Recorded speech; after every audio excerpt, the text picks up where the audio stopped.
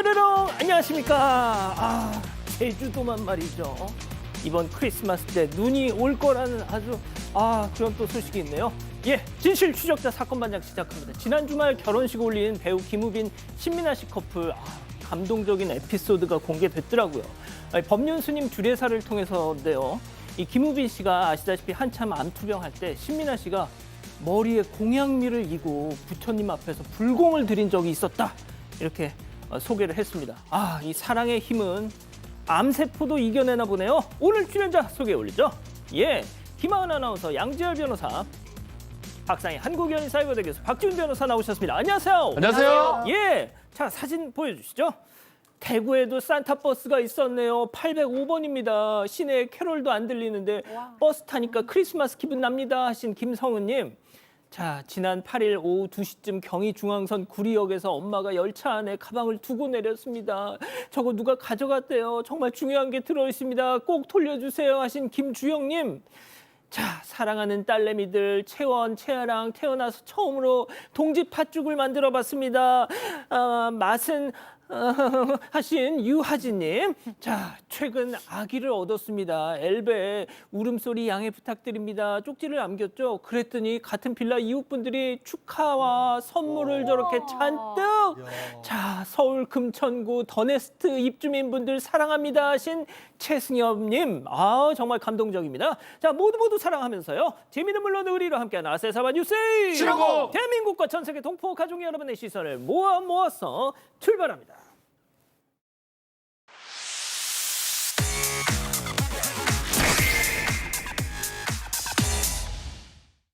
자, 첫 번째 가보죠.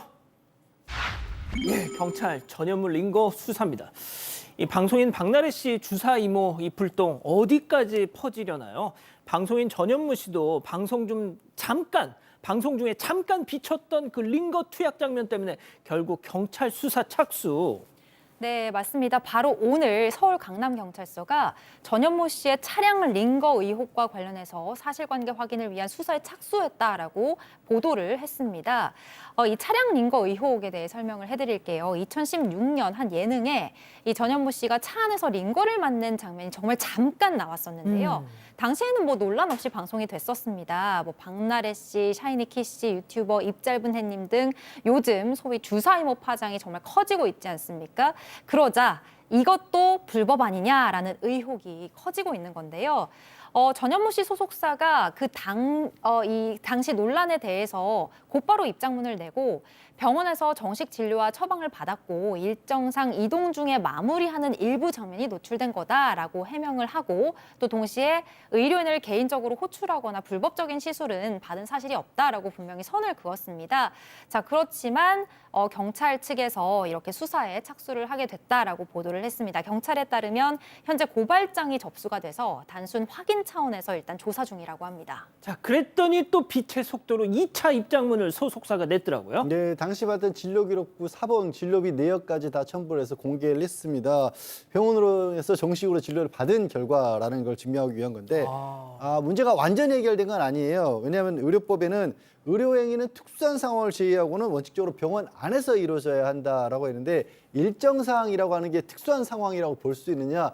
만약에 저는 가정을 해보면 링거라면 다 병원에서 처치를 하고 마지막 몇 분이 남았어 안에서 뽑기만 했다 이런 정도면 모르겠는데 더 이상의 것들이 있었다라면 의사가 없는 상황에서 이 차량 안에서 투약을 한 거는 장소 이탈에 해당할 소지는 여전히 남아있긴 합니다. 예, 좀 지켜봐야 되겠네요. 좋습니다. 다음 이어가죠.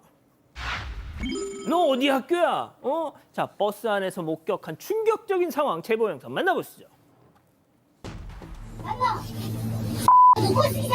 자기가 너 좀 웃겨 보이냐? 야, 너 몇 학년이야? 어디 너 이런 싸가지 없는 진짜 이씨. 야, 그리고 여기서 사람이 그렇게 많아. 너 네가 내는 만큼 사람이 많냐고 지금? 너 학교에서 그렇게 배우냐? 너 학교에서 그렇게 배워? 진짜 싸가지 없는. 너 어디 학교야 임마? 그리고 너 학교에서 그따위 배우냐? 자, 폭언의 주체는 버스기사. 그걸 듣고만 있는 대상은 학생 승객. 네, 지난 12일 충남 천안에서 제보자가 직접 목격한 상황입니다. 이 제보자가 한 버스를 탔는데요. 이 당시 오후 4시쯤 학교 시간대라서 버스 안에 승객들이 좀 많았다고 합니다. 뒷문 근처에 있던 한 남학생이 승객들이 내릴 때 함께 내렸다가 타는 행동을 한 2번 정도 반복을 했다고 해요. 아마 승객들이 너무 많아서 그랬던 것 같은데 이를 본 버스 기사가 학생한테 왜 자꾸 이렇게 내리냐라고 좀 지적을 했습니다. 그리고 몇 정거장 뒤에 이 학생이 하차를 하는데 버스 기사가 학생한테 어디 학교냐, 날 우습게 보는 거냐, 학교에서 그렇게 배우냐 이렇게 말하면서 욕설까지 했다고 합니다. 자, 일부의 일탈 때문이겠지만 천안버스 악명 높다 뭐 이런 얘기도 있던데 박 변호사님. 네. 엘리베이터도 사람 많으면 내렸다 타잖아요. 이게 이렇게까지 많은 사람들 앞에서 모욕을 줄 일이에요? 그러니까요. 제보자에 따르면 아마도 남학생이 하차하면서 버스 기사를 째려본 것으로 오해한 거 아니냐. 이런 것 때문에 뭐 욕설 아니면 이렇게 훈계로 보이죠. 이어졌던 걸로 예상이 되고 또 이런 얘기 합니다. 혹시나 그 친구가 툭툭 치지 않았냐 얘기하면서 오가면서 뭔가 있었다고 오해했을 것이다라는 게 또 학생의 얘기기도 합니다. 어쨌든 간에 5분간 뭐 대화 아니죠. 욕설이 이어졌고 결국은 그 지연이 되잖아요. 예. 그래서 옆에 있는 승객들이 지금 그만하시라 가야 되는 거 아니냐라고 얘기를 했고요. 결국은 학생이 알겠습니다. 죄송합니다 하면서 아이고. 종료는 됐다고 합니다. 아니 저 다른 승객들은 무슨 죄예요? 저걸 듣고 있는. 자, 다음 이어가죠. 야심한 밤 사라진 물건입니다. 충격적인 첫 번째 제보 영상 만나보시죠. 자, 새벽 시간 뚜벅뚜벅 걸어오는 저 검은 옷 남성. 자, 바로 그때 가게 앞에서 무언가 포착 휙 턴을 합니다. 자, 부스럭부스럭 보냉백 안에서 꺼내드는 건 다름 아닌 로켓하고 배송 온 닭다리살. 오늘 아침은 치킨이 닭 보무도 딱딱하게 퇴장하고 있는데요. 닭다리 먹고 배탈이나 좀 나라 그냥. 네, 경남 창원에서 샐러드 가게를 운영 중인 제보자께서 제보를 하신 건데요. 지난 11일에 온라인 쇼핑을 통해서 이제 냉장 닭다리단 1kg을 주문했어요. 그래서 새벽 1시쯤에 배달된 거를 확인을 했습니다. 그런데 새벽 4시쯤 저렇게 지나가던 한 남성이 보냉백을 뒤지더니 그 닭다리살을 다 가져간 거예요. 비용은 18,000원 정도 되는데 바로 신고를 하셨다고 합니다. 왜냐하면 딱 보니까 이게 한두 번 한 솜씨가 아닌 것 같아 보였다고 합니다. 자, 더 충격적인 두 번째 제보 영상 만나보시죠. 자, 늦은 밤 주차장으로 걸어온 한 여성. 그대로 직진 쭉 하더니 구석에 놓인 물건들을 두리번 어디 보자. 그래 이게 내 스타일 같다. 자, 기다란 밀대를 잡아드는데요. 판때기는 필요 없어. 바닥에 대고 끙끙 퍽 하고 부서져 버린 밀대입니다. 자, 분리된 봉과 고물들을 챙겨서 들고 퇴장을 하는 모습 보고 계십니다. 갖고 갈 거면 다 가져가든가. 저거 누가 치우라고 또 부시기를. 반만 가져갔거나 하여튼 뭐 그런 상황으로 봐야 될 것 같은데 대구에서 피부 관리 사업을 운영하는 제보자인데요. 이 가게 안에 크지 않았기 때문에 재활용품이나 뭐 청소 도구 같은 거를 밖에 뒀다고 합니다. 어느 날 밀대가 있는데 밀대에 봉이라든지 이게 없어지는 경우도 있고요. 훼손된 상황이 계속 반복돼서 CCTV를 설치하고 CCTV를 보니까 저 장면입니다. 웬 여성이 와서 아마 CCTV 상으로 봤을 때는 할머니인데요. 밀대를 가져가서 분리한 뒤에 막대기만 챙겨가는 저 부서고 저런 모습이 좀 확인이 됐고 다만 폐지 줍는 할머니 같다는 생각이 들어서 일단은 경찰에 신고는 하지 않았다라고 합니다. CCTV 안내문이 있다고 해요. 절대 하지 말라라고. 지금 어떻게 대처할지 좀 당황스럽다고 합니다. 제발 남의 물건에 손 좀 대지 말아주세요. 자, 마지막 사연으로 이어가죠. 분위기 풀려고 그런 거야. 자, 집단 지성의 판단을 받아보고 싶으시다면서 제보해 주신 사연 함께 들어보시죠. 안녕하세요. 저는 결혼 10년 차 40대 주부입니다. 저는 한 번 이혼을 한 뒤 12년 전 지금의 남편을 만나 재혼을 했습니다. 그 후로 사랑스러운 아들도 낳고 큰 탈 없이 오순도순 잘 지내고 있는데요. 얼마 전 저희 아들 친구네 가족들과 동네 주식당에서 저녁을 먹게 됐어요. 그런데 친구네 엄마가 갑자기 사실 저 재혼을 했다고 밝히더라고요. 아들 키우며 살다가 5년 전에 재혼했다며 담담하게 하는 말도 놀라웠는데 더 당황스러웠던 건 바로 그 다음이었습니다. 옆에서 듣던 제 남편이 저를 가리키면서 이 사람도 재혼이다라고 밝힌 거예요. 순간 머리가 하얘져서 아무 말도 못했고 분위기는 한순간에 싸해졌는데요. 다행히 금방 분위기가 풀리긴 했지만 제 마음은 영 풀리지가 않더라고요. 집에 돌아와서 남편에게 조심스럽게 말을 꺼냈습니다. 야, 그 지열이네 엄마도 재혼이라니까 신기하다, 그자 여보? 아 여보, 그래도 남들 앞에서 재혼 사실 밝히는 건 좀 불편해요. 아니 그쪽에서 먼저 자기 상황 말하니까 나도 그 말 한 거잖아. 아, 여보, 나 어떻게 이혼했는지 당신이 제일 잘 알잖아. 난 아직도 그때 생각만 하면 지옥 같은데 꼭 그걸 그렇게 밝혀야 돼? 아, 이거 분위기 풀려고 그런 건데 뭐 너무 좀 화내지 마라 제발. 이혼한 거 맞잖아. 사실 제가 좋게 이혼을 한 편이 아니라서 어디 가서 재혼했다는 말도 쉽게 못하고 살아왔거든요.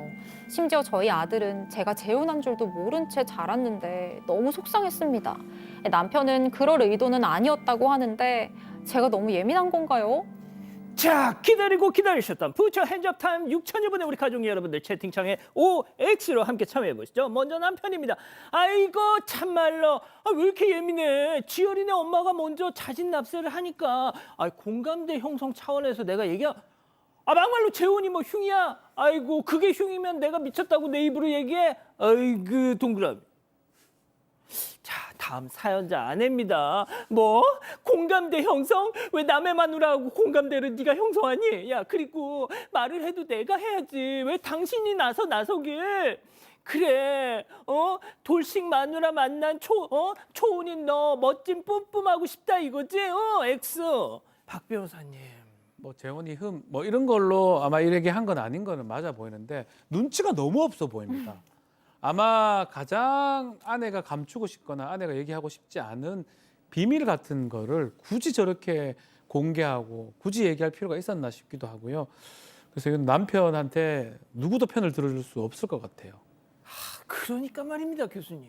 네, 이거는 물론 뭐 아내를 사랑하는 마음은 알겠어요. 아내가 재혼을 했어도 뭐 전혀 개의치 않고 있는 마음인 것 같긴 한데 너무 아내에 대한 배려가 없는 거죠. 게다가 아들도 이 상황을 알고 있지 못하다고 하는데 이렇게 터트려 버릴 일이 아닌 거죠. 게다가 같이 시간을 보내신 분들이 아들의 친구의 부모님들이잖아요. 이 관계는 그냥 뭐든지 다 오픈할 수 있는 친구 관계는 아닐 수 있어요. 너무 저는 배려가 부족했다고 생각하고 아내가 너무 상처받을 수 있었다고 생각합니다. 양 변호사님. 그러게요. 뭐 저도 뭐 재혼 자체가 요즘에 워낙 많이 있고 그거 자체가 나쁜 일은 절대로 흠은 아닙니다만 그건 본인에게 맡겨야 되는 거고요. 정말 이혼을 간절히 원해서 이혼이 딱 결정이 돼도요. 이혼하면 막상 굉장히 스트레스도 받고 힘들어 하시더라고요. 그러니까 진짜 이혼하고 싶다고 하는 분들도 이혼 결정이 나오면 막상 또 힘들거든요. 그게 사람 마음은 그런 겁니다. 자, 김하나 아나운서. 저도 좀 배려가 부족했다라고 생각을 합니다. 또 이혼을 안 좋게 하셨다고 하니까 이 여성분에게는 상처일 수 있는데 남편이 좀 그런 마음을 헤아려 주셨으면 좋았을 것 같습니다. 가족 여러분들은요? 저희 대부분의 가족 여러분들께서 남편이 눈치가 없다고 말씀을 해주셨는데 그런데 좀 아이디가 어려워서 4158로 끝나는 김하나 아이디. 아나운서 혹시 노안이 왔나요? 죄송해요. 예. 아이디가 너무 어려운데 4158로 끝나는 우리 가족분이 재혼한 걸 재혼했다고 그냥 아무 생각 없이 말한 것 같다. 남편이 잘못한 건 아닌 것 같다라는 말씀도 해주셨어요. 예, 좋습니다. 제보 메일, 제보 카톡 많은 연락 주시고요. 잠시 후 돌아옵니다. 채널 고정 리모컨 돈터치. 예스, 예스. 영어 앞에만 서면 예스맨이 되는 우리들. 이제 스픽과 함께 당신이 진짜 하고 싶은 말 영어로도 할 수 있도록 새해엔 틀 것이다. 스픽. Here for a trip? 호텔에서 말이야. 누군가는 런웨이를 걸었대. 나는 어떤 밤에 만나게 될까? 어디라도 걱정 없이 트립. 호텔 최저가 보장제 24시 고객센터 호텔 예약도 트립닷컴. 독일 피부과학이 찾은 항노화의 새로운 기준. 피부 장수인자를 깨우는 에피셀린으로 10가지 항노화 타겟팅. 다시 어려 보이는 피부. 유세린 에피셀린 세럼. 세계 판매 1위 센트룸. 무엇이 다를까요?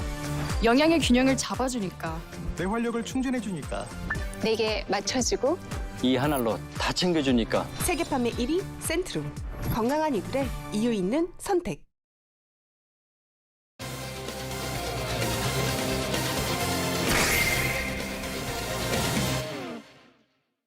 인공지능으로 만든 가짜 경찰 출동 영상이 온라인에 퍼지며 논란입니다. 영상들은 모두 현장에 출동한 경찰의 보디캠 화면처럼 연출됐습니다. 문제가 된 영상들을 살펴봅니다.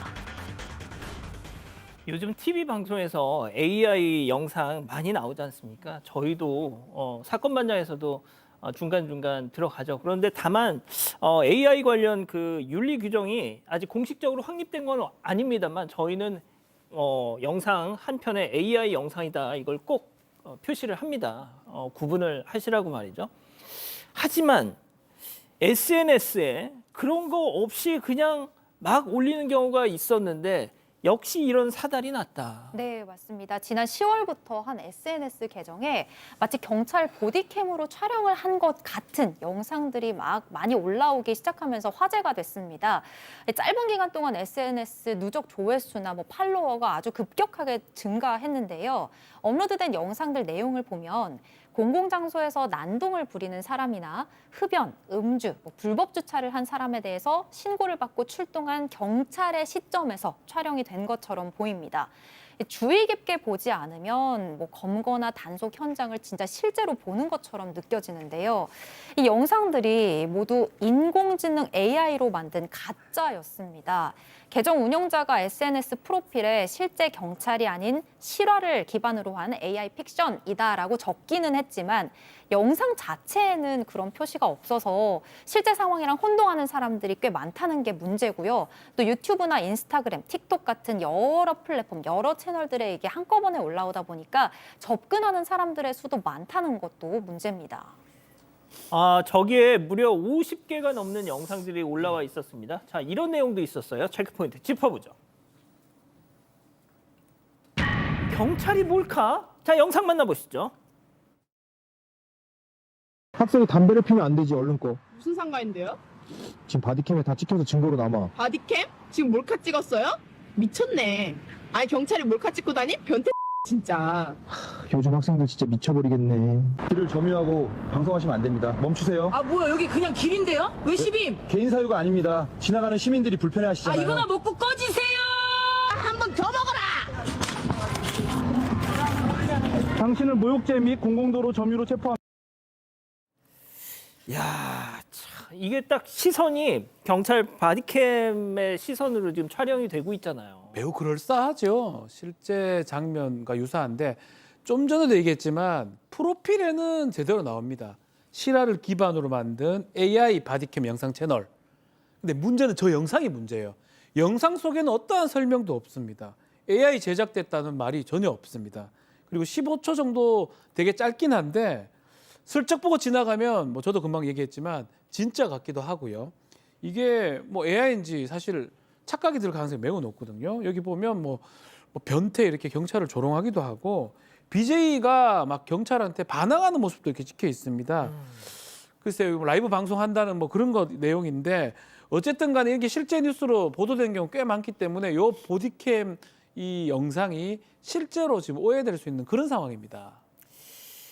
자, 그런데 이제 이걸 알고 보니까 우리 가족 여러분들은 이건 조금 티 나는데라고 하시잖아요. 자, 그런데 정말 이거를 AI가 아니라고 보면은 그러니까 사전에 고지가 없이 보면은 혼동할 수도 있죠. 그리고 TV 화면처럼 큰 게 아니라 스마트폰으로 작은 맞아요. 화면으로 보면 또 더 헷갈립니다. 게다가 더 문제가 뭐냐면 실제 경찰 보디캠이 서울, 경기, 인천을 중심으로 지난달부터 보급이 되고 있습니다. 그러니까 진짜 바디캠 영상도 따로 있는 거예요. 전국적으로 수차 보급되고 있으니까. 그러다 보니까 더 헷갈릴 여지가 있고, 그리고 이 댓글을 보면요. 저 BJ 좀 무례한, 학생이 좀 무례하네. BJ 저러면 안 돼. 하지만 그렇다고 또 경찰이 저렇게까지 몸으로 막 짓누르면 되냐? 그러니까 진짜 실제 상황인 줄 알고 댓글을 다시는 분들이 그만큼 있다는 거예요. 그리고 이게 문제가 뭐냐면요. 갑질, 음주, 보이스피싱 다 사람이 관심이 갈 만한, 호기심이 갈 만한 그런 내용들로 만들고 있고, 그리고 영상 썸네일 같은 데는 여기에 긴급 출동이라든가 녹화 중 이런 문구가 들어가 있고요. 거기 또 태그라고 하죠. 뭘 검색하면 나오냐면 불법, 사건 현장, 논란, 긴급 촬영, 출동 이런 게 나와 있으니까 그냥 휙 지나갈 때는 몰라요, 잘. 예. 자, 그럼 가족 여러분, 지금 보여드릴 영상 어떤지 한번 보세요. 정답을 얘기 안 하겠습니다. 한번 보시죠. 시시동 공짜 아니에요? 왜 남의 자식한테 뭐라 하시냐고요? 언니, 시식은 말 그대로 맛만 보시는 건데 아이가 너무 많이 가져가서 그런 규정이 있어요? 그딴 식으로 하니까 이 제품이 안 팔리는 거지. 어머니 일단 진정하시고 말씀도 그렇게 하지 마시고요. 자, 이 영상을 보고 저희 제작진도 발제를 했어요. 이거 우리 다루자고. 속았어. 진짜 같아요. 네. 와. 아, 그러니까요. 저 영상을 보고 댓글이 1,000개 육박하게 달렸대요. 뭐 당연히 그 내용은 저 엄마를 비난하는 거죠. 뭐 개념 없다, 뭐 무식하다, 애가 뭘 보고 배우냐, 그다음에 뭐 얼굴 공개해라, 막 이런 식의 댓글이 너무 많이 달린 거예요. 그런데 문제는 이게 AI잖아요. 근데 채널 운영자가 이런 설명을 해놓긴 했어요. 시식 코너에서 한 손님이 직원에게 과도한 폭언을 하면서 소란을 피우는 일이 발생했고 이 과정에서 직원은 정상적인 업무 진행이 어려울 정도의 정신적 압박을 받았다라는 것을 설명했는데 이게 더보기란에 있는 거예요. 그럼 그 더보기까지 누가 사실 영상을 본 사람 다 찾아보니까 그럼요. 영상만 보고는 다 실제 상황으로 착각을 하고 이렇게 댓글을 막 이렇게 흥분해서 달게 되는 거죠. 근데 그 외에도 뭐 임신부에게 자리를 양보하지 않는 노인, 식당을 뛰어다니는 아이, 뭐 이렇게 노인, 아이, 여성에 대한 편견이나 혐오를 조장하는 내용이 너무 많다는 게 문제입니다. 예. 방금 보신 그 마트 시식 코너 그거 AI 영상입니다. 자, 그리고 심지어 저희 사건 반장에서 단독으로 보도했던 그 내용도 AI로 제작이 된 게 있더라고요. 자, 역시 만나보시죠. 배달 음식을 땅에 두는 게 어딨어요? 저는 여기 배달이라고 적힌 데에 놓은 것뿐입니다. 가정교육 똑바로 못 받으셨어요? 진짜 개념 없네. 맞잖아. 왜 안 펴주냐고. 이게 정류장이 아니. 야, 몇 걸음 차이가 안 나는데. 어머니 마지막 경고입니다. 그만하세요. 마지막 경고. 협박하네. 경찰이 다야. 아니 우리 애기는 엄마인 내가 혼내는 거죠? 예? 죄송합니다. 죄송해요. 직원이 뭔데요? 뭔데 손님 애기한테 이래라 저래라요? 어? 일이나 하시지? 물론 죄송합니다. 애기가 위험해 보여서 한마디 한 건데. 본사에 컴플레인 걸 거니까 비켜요. 자, 저희가 다 다뤘던 주제입니다. 예, 사건 반장에서 건강보험공단 갑질 파문, 다이소 뭐 야, 세상에. 만약에 저런 영상이 있었으면 저희가 저 영상을 틀죠. 그렇죠. 되게 사실적이잖아요. 하지만 그럼에도 불구하고 실제 영상을 이 방송을 보신 분들이라면 뭔가 좀 허술하다는 점 눈치채셨을 겁니다. 자, 먼저 지난달에 저희가 이 건강 녹음 내용을 바탕으로 전해드렸었는데 그 AI로 만든 영상에서는 직원과 배달기사가 직접 만나서 저렇게 언성을 높이는 모습으로 연출이 됐습니다. 이런 영상이 있었으면 우리가 이걸 썼죠. 그렇죠. 그런데 없었습니다. 또 버스에서 난동을 피운 여성 사건의 경우에는 저희가 해당 버스 기사에게 버스 블랙박스 그래, 영상, 내부 맞아. CCTV 그리고 직접 촬영한 영상을 제공받아서 이걸 바탕으로 보도를 해드렸었는데 이 AI로 제작된 영상엔 출동한 경찰 앞에서 여성이 난동을 피우는 모습, 저 왼쪽, 버스 기사에게 양배추 봉지를 던지는 저 오른쪽의 모습이 담겨 있습니다. 실제 모습과는 차이가 있죠. 자, 마지막으로 다이소에서 손님에게 무릎 꿇은 그 직원 사건 기억나시죠? 사건 반장에서는 해당 손님과 직원 양측의 이야기를 저희가 모두 다 전해드렸었거든요. 근데 AI로 제작된 영상에는 손님이 폭언을 하는 장면 같은 그런 자극적인 내용만이 담겨 있습니다. 자, 방송 잘 챙겨보신 분들은 아, 확실히 다르네라고 지금 생각을 하실 거예요. 아, 양 변호사님. 근데 이제 이 거의 뭡니까? 저렇게 막 모자이크를 치니까 AI 영상에 더 그럴싸해 보이는 거예요. 그러니까요. 게다가 물론 뭐 자세히 보면 차이가 나긴 해요. 가장 대표적으로 간판 글씨 같은 거 보면 제대로 된 글씨가 아니라 막 깨져 있는 것도 있고요. 그리고 사람 눈빛하고는 좀 다르고 무엇보다 목소리가 좀 어색합니다. 아직까지는. 제가 근데 왜 아직까지로 했냐면 이게 물론 저거 보고 뭐 저걸 속는 사람 있냐, AI인 거 금방 알 수 있지 않냐라는 댓글도 달리는데 하루가 다르게 자, 저렇게 간판 글씨. 네, 간판 글씨 보시면 되게 희한한 글씨들이 막 써져 있어요. 뭉개져 있죠. 뭉개져 있어요. 근데 저게 하루가 다르게 지금 바뀌고 있지 않습니까? 언제 정말로 실제 구별이 안 갈 정도로 금방 나올 정도 상황이 되다 보니까 이거 대책을 마련해야 될 상황이고, 그래서 정부에서도 내년 1월부터는 AI 기본법을 만듭니다. 뭐냐면 생생하게 AI로 만든 제품이나 서비스는 반드시 미리 이거 AI로 만든 거다라고 알려야 되고 영상에도 워터마크로 표시를 해야 됩니다. 근데 문제는 그럼 안 하면 어떻게 돼? 안 했을 때 어떻게 해야 될지 이런 부분이 조금 부족하다. 지금 과태료가 있긴 하지만 실제로 보안 입법이 필요하자 이런 얘기도 나오고 있습니다. 자, 박지훈 변호사님 원샷 좀 잡아주세요. 지금 우리 가족 여러분들이 채팅창에 박지훈이 혹시 저거 지금 AI 아니죠? 막 그러시는데. 저는 박지훈입니다. AI가 아니라고 봐야 되겠죠? 아, 근데 약간 책 읽는 것 같은데. 예, 이렇게 얘기하면 좀 쏘글 것 같아요, 사실은. 뭐 저도 제가 한번 만들어 봤거든요. 비슷하게 만들어지긴 하더라고요. 아, 진짜? 되게 무섭습니다, 사실은. 예. 너무 조심해야 될 것 같아요. 그러니까 말이죠. 보통 지금까지는 정말 그나마 양심껏 이런 영상을 만드는 사람들은 워터마크가 뜨거든요. 근데 저렇게 정말 작정하고 하는 사람들은 그것마저 가리면서 말이죠. 저희가 앞서 그 해당 채널 운영자 얘기 좀 들어보려고 여러 경로로 문의를 했지만 뭐 답을 하겠습니까? 예, 안 하죠. 첫 번째 사건 정리하고요. 두 번째 이어갑니다.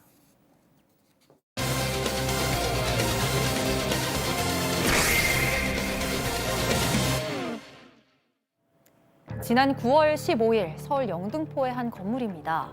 한 남성이 바닥에 앉아있는 여성을 끌어당기더니 양손으로 머리채를 잡고 거칠게 흔듭니다.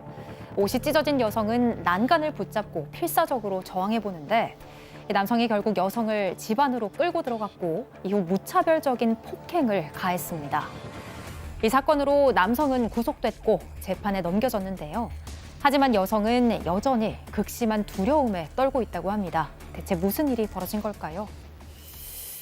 자, 가족 여러분, 이번 사건 꼭 좀 주목해 주십시오. 여러분들이 같이 좀 관심 갖고 이렇게 좀 해주셔야 될 그런 내용입니다. 자, 교수님 설명 좀 해주시죠. 네, 두 사람은 사실혼 관계 연인 사이였어요. 지난 말에 동네 모임에서 만났습니다. 그리고 올해 1월부터 정식으로 교제를 했는데 3월부터 이제 이 본색이 드러나기 시작했습니다. 같이 술을 마시고 있는데 남성이 이 말다툼하는 중에 얼굴을 때리고 벽에 밀치고 몰아세웠어요. 신고를 했습니다. 그랬더니 뭐 경찰이 온다고 내가 니네 집 안 찾아갈 것 같아 뭐 이런 식으로 협박을 했습니다. 그리고 바로 다음 달 4월에도 폭행 사건들이 벌어졌어요. 욕설하고 폭행하고 또 피우고 있던 담배를 얼굴에 던지기도 했습니다. 그 후에 와서 잘못했다고 빌고 찾아오고 미안하다고 하고 사과하고 무릎 꿇고 빌었어요. 그런데 막상 수사가 시작되자 싹 다른 사람으로 바뀌었습니다.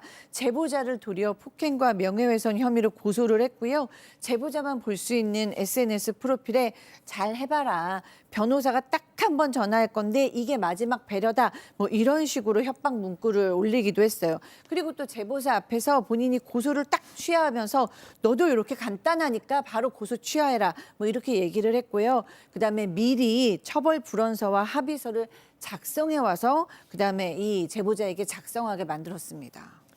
자, 방금 들으셨죠? 교회 집사 남자친구입니다. 예, 교회에서 아까 찍은 모습도 사진도 나갔습니다. 교회 집사 남자친구.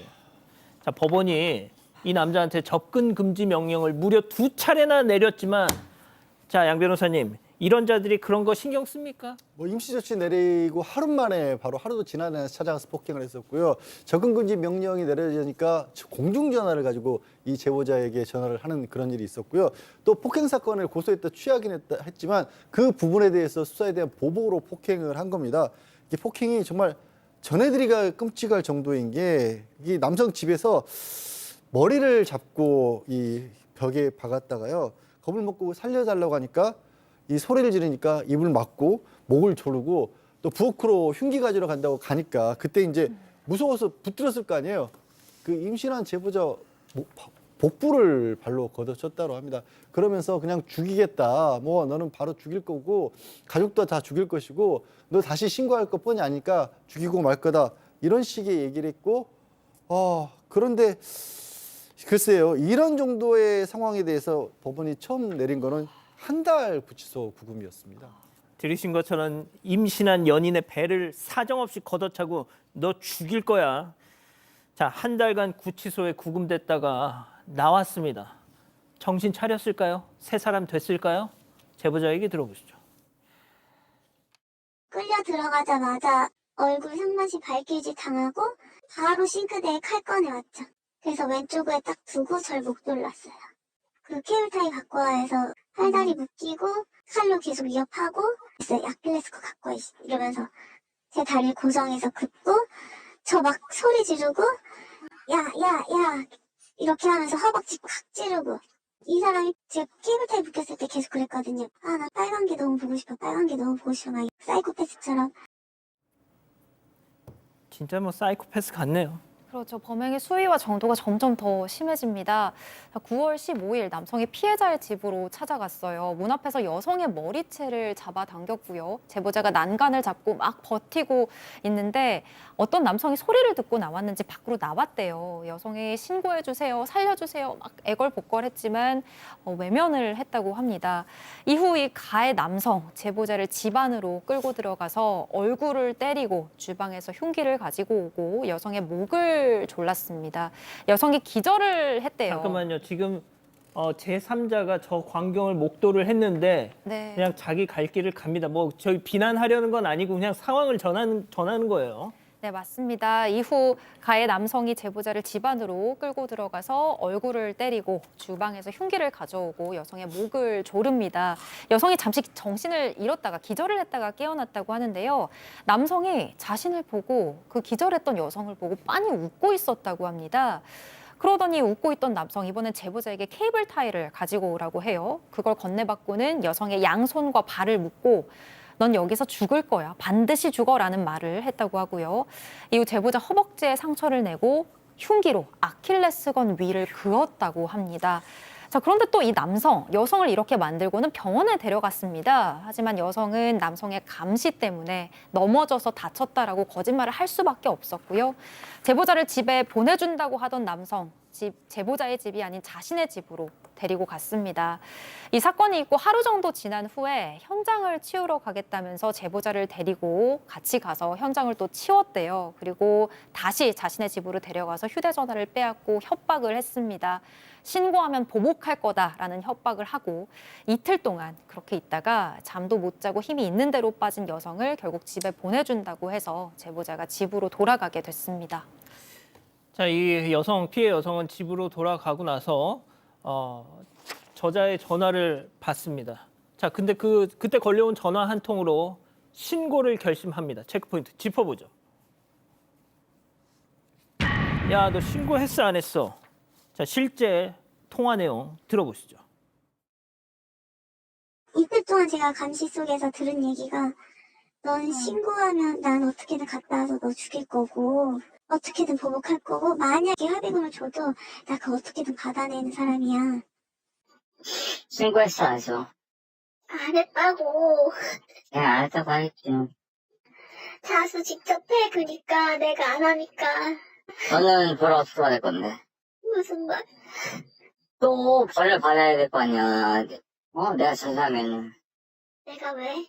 오빠 약속 어긴 걸 내가 잘못한 거야? 내가 하나 물어볼게. 신고했어 안 했어? 카톡으로 신랑이 하고 이제 저희 가족 집 주소를 알더라고요. 주소지를 보내와요. 핸드폰 뺏겼을 때 제가 언니한테 쿠폰 보내줬던 거, 엄마한테 쿠폰 보내줬던 거 그거를 자기 핸드폰으로 찍었더라고요. 그걸 보내와서 제가 신고를 해야겠다고 마음을 먹었죠. 박 변호사님, 네. 저는 참 이런 사건을 볼 때마다 이런 자식들은 진짜 신상 공개를 해야 된다. 그렇게 하면 저렇게 행동하기 어려울 건데요. 사회적으로 저는 제가 방송에서 이런 말씀 드리면 좀 그렇습니다만 매장해야 된다고 생각합니다. 그렇죠. 그렇게 하면 저런 행동을 못 할 겁니다. 그럼에도 불구하고 현행법상 어렵기 때문에 이 신고를 하게 된 계기를 말을 합니다. 가족에 대한 어떤 위압감, 이게 가장 컸던 것 같아요. 9월 18일인데요. 카톡 이제 SNS 앱을 통해서 어머니하고 언니 주소를 보내면서 하나만 약속할게. 나 너 가족 다 죽여. 신고해. 내가 너 죽인다. 이 메시지가 왔다라고 해요. 또 같은 날에는 어떤 또 메시지 왔냐면 나 안 잡혀가. 죽일 거야. 지금도 가고 있어. 라는 메시지를 보냈다고 합니다. 가족한테 해가 끼칠 수 있다. 그래서 신고를 했는데 경찰이 왔다고 해요. 근데 또 경찰이 왔는데 보복이 두려워서 돌려보냈는데 이후 경찰이 2번 설득을 했다고 합니다. 결국은 입건이 됐고요. 남성 구속이 됐고 보복 감금 협박 등 8가지 혐의로 적용이 돼서 재판에 넘겨졌다고 합니다. 자, 저 짓을 하고 지금 교회에서 안수를 받고 있는 것 같습니다. 자, 현재 재판 받고 있습니다. 제보자는 이제 마음 놓고 살고 계실까요? 얘기 들어보시죠. 계속 일주일에 2번 정도 편지가 와요. 초반에 나 널 너무 사랑한 것 같다. 너무 너가 그립다. 또 그게 안 먹히니까 또 엉망식으로 또 오고. 뭐 제가 술을 먹고 약을 먹어서 비틀거리다 넘어져서 병을 깨서 저 혼자 다쳤다. 그렇게 말해달라고 적혀 있더라고요. 나 이렇게 얘기했어. 좀 도와줘. 무서워. 나 너무 겁나. 그러니까 상황이 이런 걸로 만들어줘 하면서 본인이 검사한테 했던 얘기 이제 짜르륵 써서 저한테 보낸 거예요. 위증을 어떻게 해야 설득력 있게 할 수 있는지를 지가 딱 이렇게 시나리오를 써서 조언을 하고 있습니다.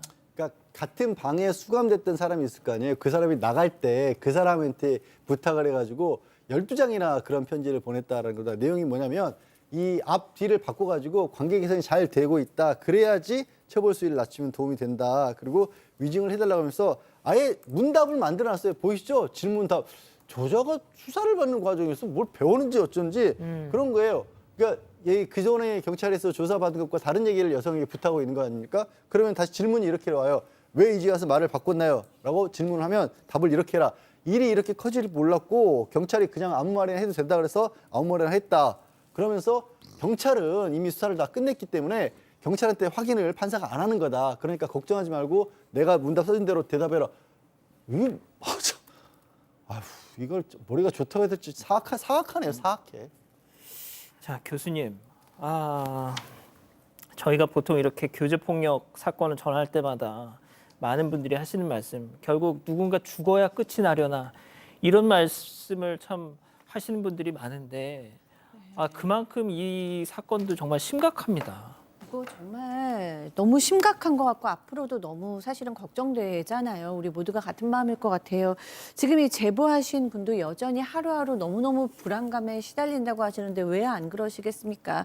이자가 제대로 된 처벌을 받았으면 좋겠다고 하고 있고요. 이 사람 과거도 정말 충격적입니다. 제보자 주장이기는 합니다만 피해자의 전처가 2명이었대요. 이 가해자의 전체가 2명이었는데 모두 상습 폭행을 당했다고 합니다. 그중에 1명은 임신 상태에서 폭행을 당했대요. 때려서 눕히고 배를 찼대요. 임신한 여자를. 그래놓고도 또 와서 잘못했다. 용서해달라 이렇게 얘기하고 또 때리고 이걸 반복을 했고요. 도망가면 하고 전국 팔도를 찾아다녔다고 합니다. 이 제보자에 대한 폭행 이전에도 보복, 운정 등의 다수의 전과 기록이 있는 인물이고요. 특히 그 폭행이 시작됐던 3월에는 그때도 이미 집행유예 기간이었대요. 즉 누범 기간이었던 것이죠. 아까 그 카톡 CG 다시 한 번만 보여주세요. 박 변호사님. 네. 우리가 일단 저자의 사진을 갖고 있습니다. 저는 진짜 여차하면 그냥 소송을 당할 각오를 하더라도 나중에라도 공개를 할까 지금 고민 중인데요. 방송 중에. 네. 이게 이렇게 하면 사실은 저렇게 협박을 못 합니다. 보복을 할 수도 없을 거고요. 그러니까 지금 사진 바로 만약에 저 블러를 빼면 어떻게 하겠습니까? 그럼에도 불구하고 본인이 좀 그걸 알아야 될 것 같아요. 근데 사실 공개가 안 되기 때문에 저게 반복되는 상황 아닌가 이렇게 생각이 듭니다. 자, 다시 한번 얘기하지만 우리는 지금 사진 갖고 있습니다. 자, 이렇게 정리하고요. 별별 상담소 이어갑니다.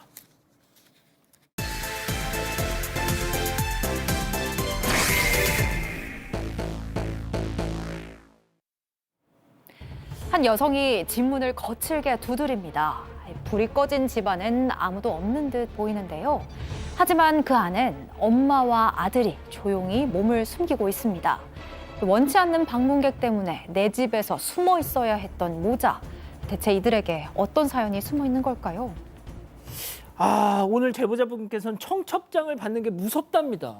네, 오늘의 제보자는 40대 남성이세요. 그런데 60대 아버지의 형제 문제 때문에 오랫동안 마음고생을 해왔습니다. 이 아버지에게는 누나와 남동생이 있는데 이들은 그러니까 이 할아버지, 그러니까 그 아버지의 부모님이 일찍 세상을 떠나시는 바람에 아버지께서 이 형제에 대한 애착이 유난히 강하셨다고 해요. 근데 문제는 이 여파가 고스란히 제보자와 어머니에게 돌아왔다라는 거예요. 30년 전에 그러니까 제보자가 10살 무렵에 고모가 다단계 판매를 시작하면서 매일매일 집에 와서 화장품, 옥장판, 마사지기를 사달라고 요구를 했대요. 근데 그때는 형편이 참 어려웠다고 합니다. 그래서 어머니께서 미안하다 하면서 거절을 했는데 아버지께서는 그깟게 얼마나 된다고 못 사주냐 그러면서 옥장판만도 여러 개를 구입을 하신 거예요. 그러니까 집에는 쓰지도 않는 물건들이 막 이렇게 쌓여갔습니다. 그래서 이제 고모가 오는 것 같으면 이 제보자와 어머니가 불을 끄고 집에 없는 것처럼 이렇게 숨어 있었어야 했대요. 아버지께서는 공무원이라 월급이 별로 얼마 되지 않았지만 형제 일이라고 하면 어떻게든지 도와주고 싶어 하셨다고 합니다. 자, 그런데 진짜 빌런은 따로 있었다고요? 네, 삼촌입니다. 삼촌에 비하면 고모는 약과였다고 해요. 이 제보자에게는 삼촌, 그러니까 아버지의 남동생인데요. 젊은 시절에는 음악을 한다면서 막 아버지한테 생활비를 계속 받아가더니 어느 날 갑자기 결혼을 선언을 했습니다. 그런데 문제는 이 돌아가신 아버지를 대신해서 제보자의 아버지에게, 그러니까 형에게 전세금의 혼수 비용까지 다 지원을 받았습니다. 게다가 웨딩 촬영할 때도 비용을 아끼겠다고 제보자의 부모님을 강제 동원했는데요. 엄마는 헬퍼 이모처럼 동서의 웨딩드레스를 붙잡고 수발을 들어야 했고 아버지는 운전기사 역할을 맡았습니다. 그런데 고맙다는 말도 안 하고 식사 한 끼도 대접받지 못했다고 해요. 이후에도 또 제보자 아버지한테 손을 벌리는데요. 이 삼촌의 큰딸이 태어났는데 얼굴 쪽에 장애가 좀 있었대요. 근데 울면서 형한테 병원비가 필요하다고 한 겁니다. 아버지가 지인들한테 돈을 빌려가면서 수백만 원을 직접 마련해서 건넸다고 해요. 다행히 수술은 성공적으로 끝났지만 그 이후 삼촌 돈도 갚지 않고 20년 넘게 소식이 끊겼다고 합니다. 자, 그런데 4년 전 그 빌런 삼촌한테서 30년 만에 연락이 옵니다. 제보자 얘기 들어보시죠. 이제 결혼 소식을 알리더라고요. 인사를 올리겠다 해가지고 그래 했는데 저희는 약간 좀 찜찜하긴 했죠. 갑자기 이제 아버지가 이제 상을 차리라는 식으로 얘기를 하는 거예요. 그래서 저희가 이제 완강하게 반대를 했죠. 이제 상을 차리냐 밖에서 밥이나 먹고 끝내자. 우리가 그래도 그 눈물도 된 그런 데를 잡았어요. 비용도 이제 상당히 나오긴 했는데 잘 먹었다 이런 말도 없었어요. 아유, 정말. 4년 전입니다. 오랜만에 이 삼촌이 전화가 와서 이 자신의 딸, 그러니까 사촌지간이죠. 큰딸이 결혼을 하고 있기 때문에 한번 찾아뵙겠다 이렇게 얘기를 했고 아마 아버지도 그거 반가워했던 것 같아요. 근데 문제가 있어요. 네. 와서 밥 차려달라 어머니한테 아하. 그런 얘기를 했다고 해요. 그러니까 밥 차리는 게 그쪽에 사야 되지 왜 여기 살 수는 없는 거잖아요. 그래서 식당을 이제 마련해서 사위에 함께 이제 갔는데 식당에 예약해서 했는데 한 총 7명의 식사 비용을 결국은 다 부담을 했는데 끝나고 나서 이 사촌 잘 먹었다는 말 이런 것도 한마디 듣지 못했다고 합니다. 자, 어쨌든 대망의 결혼식 날. 그런데 돈은 돈대로 쓰고 마음만 팍 상했다. 아니 보통 아주 가까운 친척들에게는 한복을 맞춰주거나 아니면 옷을 새로 하라고 이불값 같은 거 주잖아요. 기대하지도 않았지만 그런 거 하나도 못했는데 또 제보자한테 그 축의금 받아달라는 말은 너무나 자연스럽게 당당하게 하더라는 겁니다. 그리고 제보자의 아버지는 축의금을 무려 300만 원이나 냈는데요. 조카 축의금을. 네. 와. 근데 또 신기한 게 사위조차도 부모님한테 감사 인사를 안 했대요. 아니 삼촌은 그렇다 치고 사위는 왜 그런 걸 따라하죠? 모르겠습니다. 결혼식 끝나고 나서도 결국 감사 인사 한마디도 듣지 못하고 그리고요. 저 때 그런 다음에 다시 또 연락이 끊겼답니다.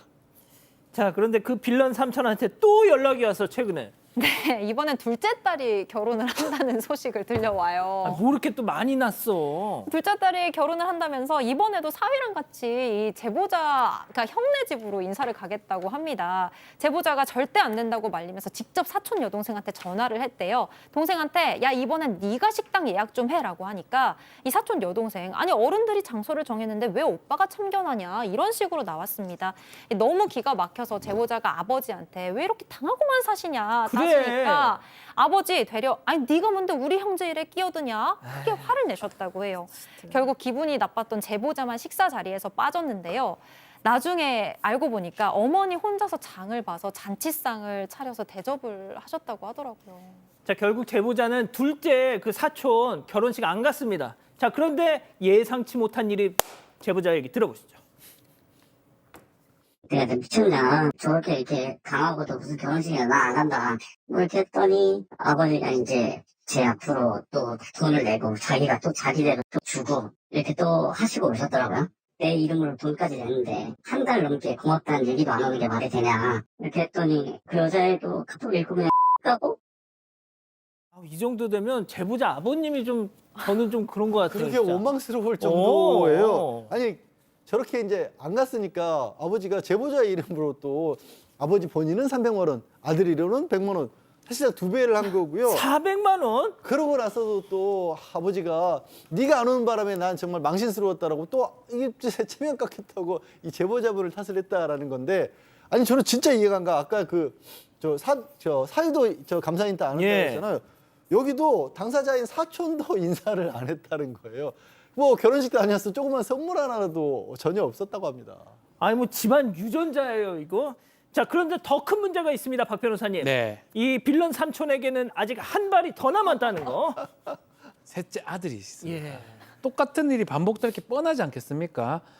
아 근데 최소한 고맙다, 감사의 인사라도 있어야 되는데 이게 없다는 것도 좀 문제고 또 근데 아버지가 형제를 생각하는 것 자신의 또 가족을 생각하는 친척을 생각하는 마음 쉽게 이게 바뀔지는 저는 의문이거든요.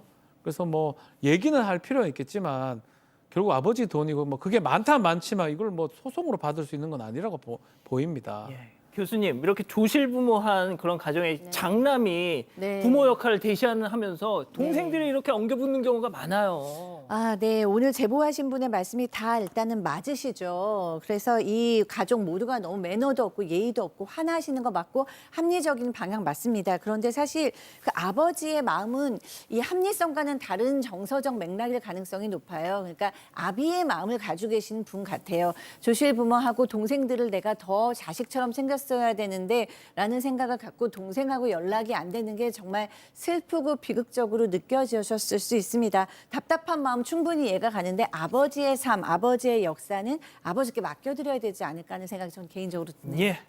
자, 별별 상담소 정리하고요. 글로벌 픽 이어갑니다.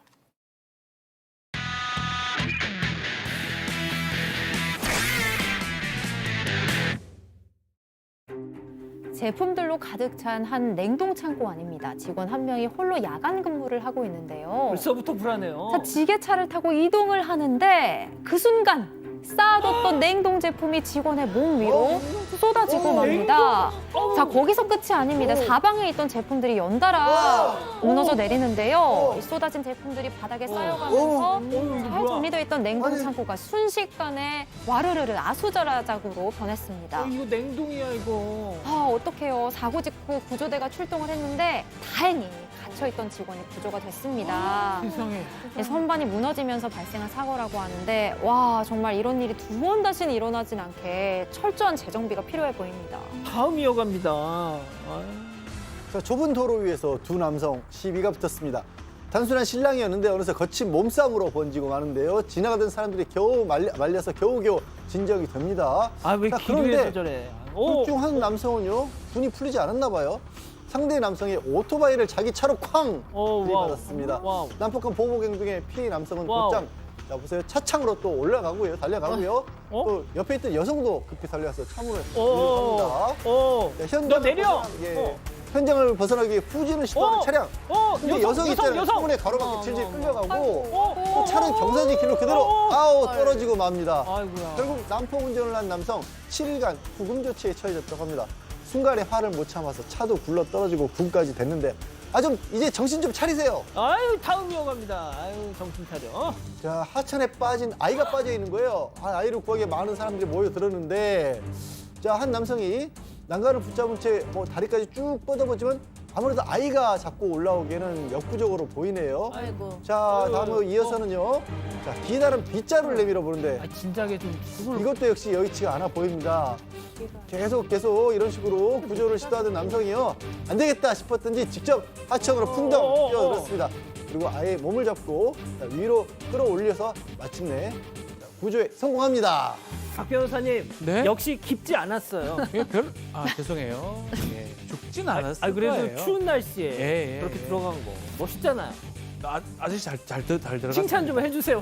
굿 너무 잘했어요. 예, 좋습니다. 사랑하는 사건반장 가족 여러분, 저희는 내일도 사반 750 저녁 7시 50분에 다시 옵니다. 안녕히 계십시오. here for your trip.